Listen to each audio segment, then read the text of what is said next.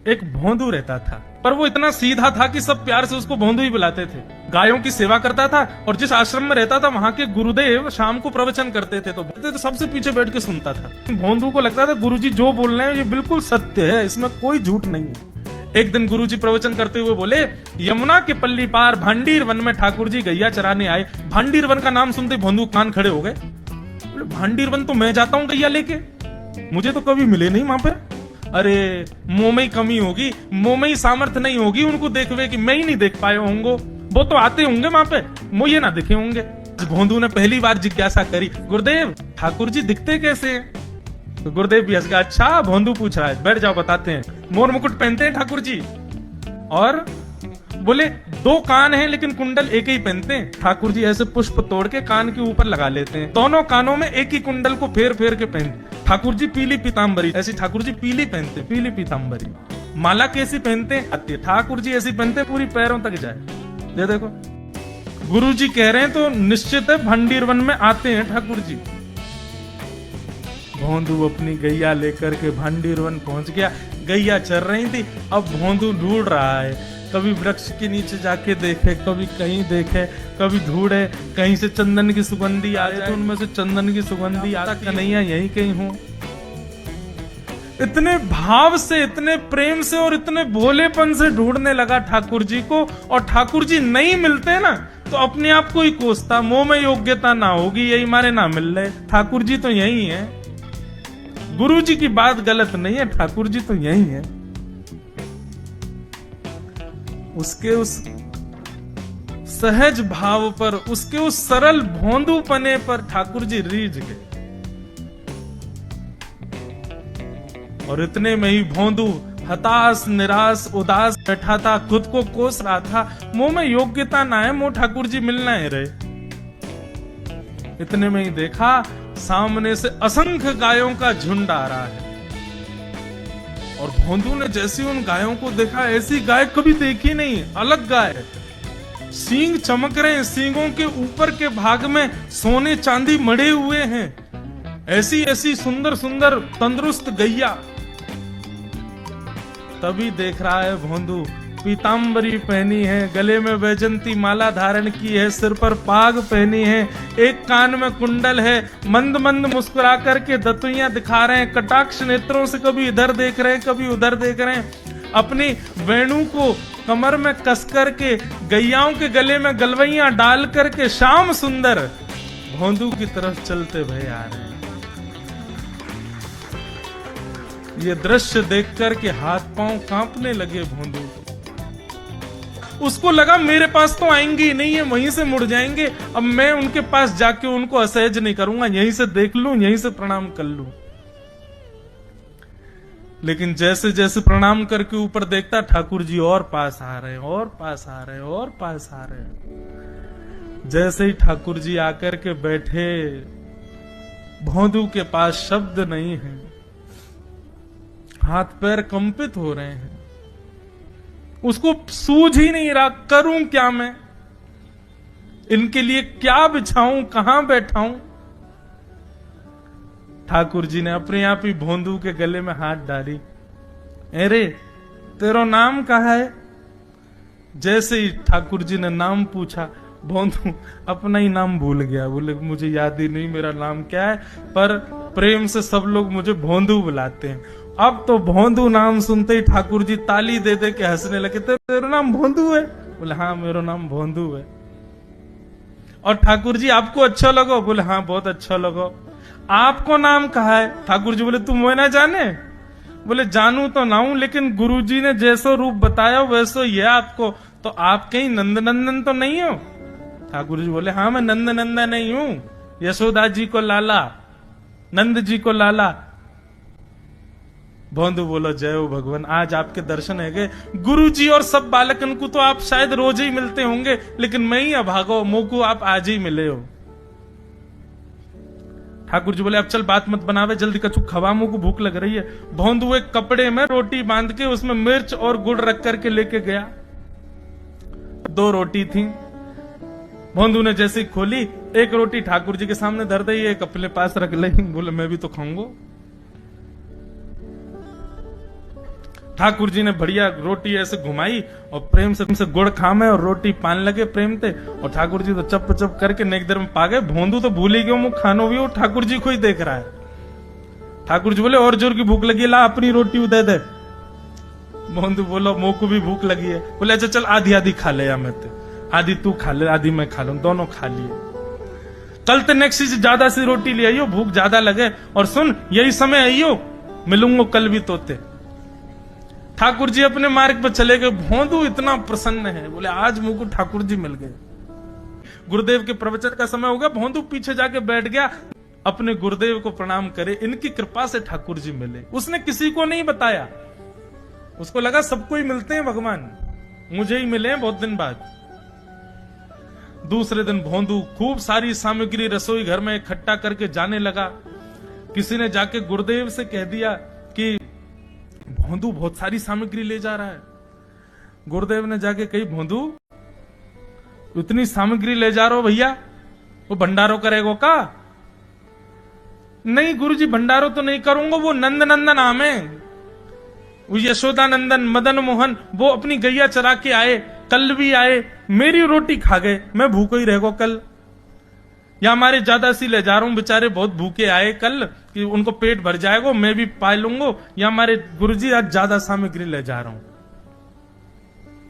गुरुदेव ने मन में सोचा, ये बात कोई और कहे तो अविश्वास किया जा सकता है, लेकिन भोंदू झूठ नहीं बोलता। भोंदू कभी झूठ नहीं बोलता, भोंदू की बात पर विश्वास करना ही पड़ेगा। गुरुदेव बोले सुन सुन, ठाकुर जी आए थे? बोले हाँ।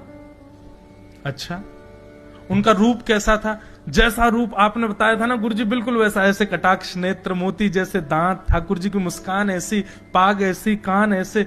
गुरुदेव के तो नेत्र बंद हो गए, वे सब अनुभव करने लगे। लेकिन गुरुदेव बोले रूप कैसा भी बता दे, चरण यदि इसने बता दिए तो मैं मान जाऊंगा कि ठाकुर जी थे। अच्छा तूने चरण देखे? बोले हाँ गुरुजी मैंने चरण देखे। चरण कैसे थे? ठाकुर जी के चरण जब वो चल करके आगे बढ़ते हैं ना तो चिन्ह बन जाते हैं। कहीं ध्वजा बनी थी, कहीं शंख बना था, कहीं कुछ बना था। और उनके जो नखून है ना, उनमें से ऐसा लगता है मानो जैसे कोमल का पराग हो, कमल का पराग हो। और चरणों का रंग कैसा, जैसे मानो जैसे गुरुदेव कमल होता है ना, कमल की आकृति, ऐसे ठाकुर जी के चरण। जब चरण का यथावत वर्णन भोंदू ने कर दिया, गुरुदेव समझ गए, बोले निश्चित ठाकुर जी आते। नहीं तो भोंदू कहां जाने, इतनी बुद्धि नहीं है उस पे कि वो इतना सब कुछ ढूंढ धाड़ के मुझे बताए। भोंदू एक काम करेगा? बोले हाँ। ठाकुर जी आएंगे तो तेरे सखा बन गए? बोले हाँ। तो उनको लेकर के आश्रम आ जा, यहां पे आ जा। भोंदू बोला कि इतने योग्य बालक हैं, लेकिन ठाकुर जी ने किसी से नहीं कही, मुझसे कही है। अगर मैंने ये काम नहीं किया तो मेरा जीवन व्यर्थ है। भोंदू को लगा ठाकुर जी सबसे ही मिलते हैं, गुरु जी किसी से भी कह के बुलवा लेते, मुझको काम दिया। भोंदू ने तो उसको अपने हृदय में ले लिया, अब ये काम मुझे करना है। बोले गुरु जी मैं वचन दे के जा रहा हूं, ठाकुर जी को मैं लेके आऊंगा। जा बेटा। भोंदू वन में चला गया। अब तो उसको मिलने की भी एक्साइटमेंट नहीं है और कोई उसके मन में भाव ही नहीं है, उसको ये है बस ठाकुर जी को मैं ले जाऊं। जाकर के बैठा, ठाकुर जी अपनी गैया चराते भये, ठाकुर जी आए। रूप देख करके फिर से भावुक हो गया भोंदू। ठाकुर जी आकर के बैठ गए, बोले चल जल्दी निकाल रोटी, भूख लगी है मुंह को। भोंदू सजाता जा रहा है थाली, ठाकुर जी को देता जा रहा है। बोले जय जय, एक प्रार्थना करूं? बोले करो। आप मेरे संग मेरे सखाओ ना आप? बोले हाँ तेरो सखाऊं तो मेरी बात मानोगे? बोले कहा आप मेरे संग आश्रम चलो गुरु जी के पास। ठाकुर जी रोटी पाते जा रहे, ठाकुर जी ने अनसुनी कर दी बात। बोले जय जय कछु कहो ना, आप चलोगे ना? ठाकुर जी बोले हम तेरे सखा हैं, तेरे गुरु जी के सखा नहीं है। तू मोते मिल, तू मेरे संग खा, तू मेरे संग रहे, तू कछु कर, तो कुछ सब अधिकार है, लेकिन ये हम गुरु जी ते मिल बातें मिल ये सब हम नहीं करेंगे। हम बस तेरे सखाएं तो ही जाने और कोई ना जाने। ए जय जय ऐसा मत कहो ना, वे नहीं बताते तो मैं तो आपको देख ही नहीं पाता, मैं तो आपको जानता ही ना हूं। उनने ही तो मुझको बताई कि आप भांडीर बनाते हो, आपका रूप ऐसा है। उनने कृपा करके मुंह को आपसे मिलवाए हो, वही हमारी मित्रता के मूल आधार है, उनसे तो मिलवे चलो ना। ठाकुर जी बोले देख ज्यादा जिद मत करे, हमने तो उसे एक बार कह दी हम नहीं जाएंगे नहीं जाएंगे नहीं जाएंगे। ठाकुर जी रोटी पा रहे थे तो भोंदू ने हाथ से रोटी और छनाई बोली ये भी दो, ये भी गुरु जी की है, लाओ ये मिर्च गुड़ सब दो, ये सब गुरु जी को, ये भी मत खाओ। और सुनो, यदि हमारे गुरु जी से आपको प्रेम नहीं है तो हमको आपसे प्रेम नहीं है। कल ते अपनी गैयान को लेकर कहीं और चरावे जाओ, होंगे तुम नंदन नंदन अपने गांव के, मेरे गुरुजी के पास नहीं जाओगे। और सुनो, ये मुंह में जो रोटी रखी जाओ को उगल ले आओ, ये भी गुरुजी की रसोई में बनी है, हमारे गुरुजी से नहीं मिलेंगे। ठाकुर जी बोले अरे भोंदू ने रुक तो नहीं नहीं नहीं, अब तो मैं सुनूंगा ही नहीं, आपने ऐसे कैसे कह दी नहीं जाएंगे, 3 बार नहीं जाएंगे नहीं जाएंगे। और ये भांडीरवन मेरो है, मैं यहां गैया चरावे आऊं, कल से अगर तुम और तुम्हारी गैया दिख गई मुंह को तो तुम्हारी गैयान को लेके मैं चलो जाऊंगा आश्रम, फिर तुम्हारी मैया बाबा तुमको मारेंगे। ठाकुर जी बोले अरे भोंदू इतना नाराज? बोले यदि मुंह से मित्रता रखनी है तो मुंह को वचन देना पड़ेगा कि आप आश्रम चलोगे, और अगर आपने फिर से नहीं कही तो मैं जा रहा हूं वापस, और कभी आपको मुख नहीं देखूंगा, अपना मुख नहीं दिखाऊंगा। ठाकुर जी बोले इस मुख को देखने के लिए या संग के लिए लोग पता हो तो कितनी तपस्या करें। बोले जो तपस्या करें उनको मुबारक, तुम मुंह को ना चाहिए, मुंह ना मिलनो तुमते, मुंह कोई गरज ना पड़ रही तुमते, आज तक नहीं मिले, कल ही तो मिले हो मोते, वो भी गुरुदेव की कृपा से मिले हो, जाओ मत मिलियो, मुंह ना चाहिए तुम। ठाकुर जी बोले मैं तो ना जाऊंगा, मैं तो तेरे पास ही रहूंगा। बोले तुम मत जाओ, मैं जा रहा हूं। कि जाने लगा वापस। भोंदू, ठाकुर जी पुकार रहे हैं भोंदू को,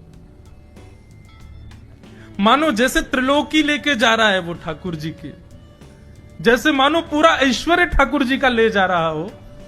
अरे भोंदू नेक रुक तो जा, आओ, अरे भोंदू नेक रुक तो जा। भोंदू बोला अपना मुख भी नहीं दिखाऊंगा यदि आप नहीं चलोगे तो। भोंदू थोड़ी दूर गया, ठाकुर जी को लगी वापस आ जाएगा, थोड़ी और दूर गया, लगा अब आ जाएगा, लेकिन जब भोंदू दिखना बंद हो गया हमारे ठाकुर जी विचलित हो गए, दौड़े भोंदू की तरफ। ठाकुर जी दौड़ करके गए और जाकर के भोंदू के पित्ती पे चढ़ गए। बोले ले चल अपने गुरुदेव के पास, चलूंगा तू जहां कहेगो, लेकिन तो दूर नहीं जान दूंगा। और भोंदू ठाकुर जी को ऐसे ऊपर चढ़ा करके आश्रम जा रहा है। गुरुदेव आकर के खड़े हो गए और मन में बस विचार कर रहे थे, हाथ पांव कांप रहे थे, बोले ठाकुर जी आएंगे कि नहीं। इतने में ही भोंदू आया और तभी देखा भोंदू की पिद्दी पर ठाकुर जी टंगे भय आ रहे हैं। आज गुरुदेव ने जाकर के पहले भोंदू को प्रणाम किया, बोले जय हो, धन्य है। इतनी तपस्या की, इतना भजन किया, घर परिवार त्याग दिया, वैराग्य त्याग सब हमारे जीवन में, तब भी ठाकुर जी नहीं मिले।